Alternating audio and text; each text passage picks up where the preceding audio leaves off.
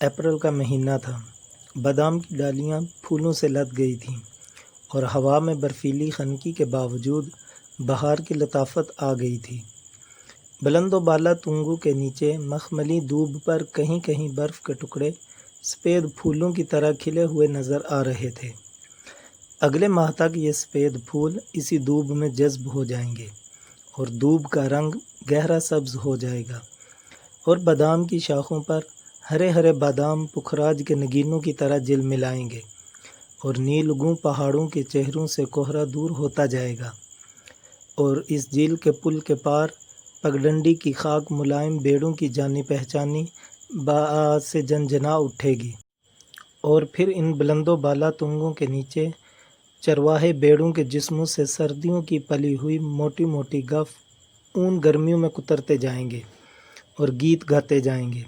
لیکن ابھی اپریل کا مہینہ تھا، ابھی تنگوں پر پتیاں نہ پھوٹی تھیں، ابھی پہاڑوں پر برف کا کوہرا تھا، ابھی پگڈنڈی کا سینہ بیڑوں کی آواز سے گونجا نہ تھا، ابھی سمل کی جھیل پر کنول کے چراغ روشن نہ ہوئے تھے۔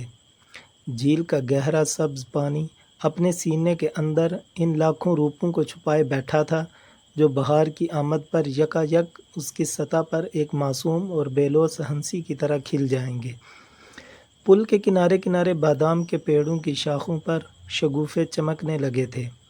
اپریل میں زمستان کی آخری شب میں جب بادام کے پھول جاگتے ہیں اور بہار کے نقیب بن کر جھیل کے پانی میں اپنی کشتیاں تیراتے ہیں، پھولوں کے ننھے ننھے شکارے سطح آب پر رقصاں و لرزاں بہار کی آمد کے منتظر ہیں۔ پل کے جنگلے کا سہارا لے کر میں ایک عرصہ سے اس کا انتظار کر رہا تھا۔ سپہر ختم ہو گئی، شام آ گئی۔ جھیل ولر کو جانے والے ہاؤس بوٹ پل کی سنگلاخی محرابوں کے بیچ میں سے گزر گئے اور اب وہ افق کی لکیر پر کاغذ کی ناؤ کی طرح کمزور اور بے بس نظر آ رہے تھے۔ شام کا کرمزی رنگ آسمان کے اس کنارے سے اس کنارے تک پھیلتا گیا اور کرمزی سے سرمئی اور سرمئی سے سیاہ ہوتا گیا، حتیٰ کہ بادام کے پیڑوں کی کتار کی اوٹ میں پگڈنڈی بھی سو گئی اور پھر رات کے سناٹے میں پہلا تارا کسی مسافر کے گیت کی طرح چمک اٹھا۔ ہوا کی خنکی تیز تر ہوتی گئی اور نتھنے اس کے برفیلے لمس سے سن ہو گئے۔ تیز تیز قدموں سے چلتی ہوئی بلکہ پگڈنڈی کے ڈھلان پر دوڑتی ہوئی وہ بالکل میرے قریب آ کے رک گئی۔ اس نے آہستہ سے کہا، ہائے۔ اس کی سانس تیزی سے چل رہی تھی، پھر رک جاتی، پھر تیزی سے چلنے لگتی۔ اس نے میرے شانے کو اپنی انگلیوں سے چھوا اور پھر اپنا سر وہاں رکھ دیا اور اس کے گہرے سیاہ بالوں کا پریشان گنا جنگل دور تک میری روح کے اندر پھیلتا چلا گیا اور میں نے اس سے کہا، سپہر سے تمہارا انتظار کر رہا ہوں۔ اس نے ہنس کر کہا، اب رات ہو گئی ہے، بڑی اچھی رات ہے۔ اس نے اپنا کمزور ننھا چھوٹا سا ہاتھ میرے دوسرے شانے پر رکھ دیا اور جیسے بادام کے پھولوں سے بری شاخ جھک کر میرے کندھے پر سو گئی۔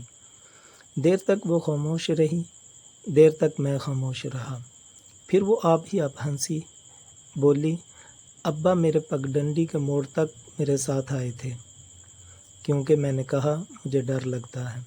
آج مجھے اپنی سہیلی رجو کے گھر سونا ہے، سونا نہیں جاگنا ہے، کیونکہ بادام کے پہلے شگوفوں کی خوشی میں ہم سب سہیلیاں رات بھر جاگیں گی اور گیت گائیں گی اور میں تو سپہر سے تیاری کر رہی تھی ادھر آنے کی، لیکن دان صاف کرنا تھا اور کپڑوں کا یہ جوڑا جو کل دھویا تھا آج سوکھا نہ تھا، اسے آگ پر سکھایا اور اماں جنگل سے لکڑیاں چننے گئی تھیں، وہ ابھی آئی نہ تھیں اور جب تک وہ نہ آتی میں مکی کے بھٹے اور خشک خوبانیاں اور جردالو تمہارے لیے کیسے لا سکتی ہوں؟ دیکھو یہ سب کچھ لائی ہوں تمہارے لیے۔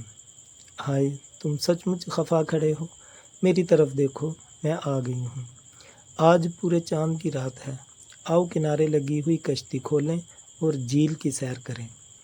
اس نے میری آنکھوں میں دیکھا اور میں نے اس کی محبت اور حیرت میں گم پتلیوں کو دیکھا جن میں اس وقت چاند چمک رہا تھا، اور یہ چاند مجھ سے کہہ رہا تھا، جاؤ کشتی کھول کے جھیل کے پانی پر سیر کرو۔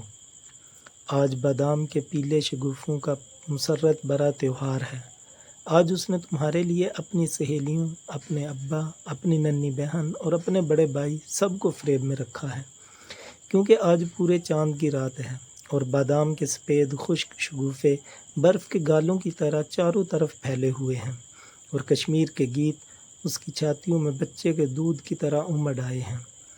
اس کی گردن میں تم نے موتیوں کی یہ ست لڑی دیکھی؟ یہ سرخ ست لڑی اس کے گلے میں ڈال دی اور اس سے کہا تو آج رات بھر جاگے گی۔ آج کشمیر کی بہار کی پہلی رات ہے۔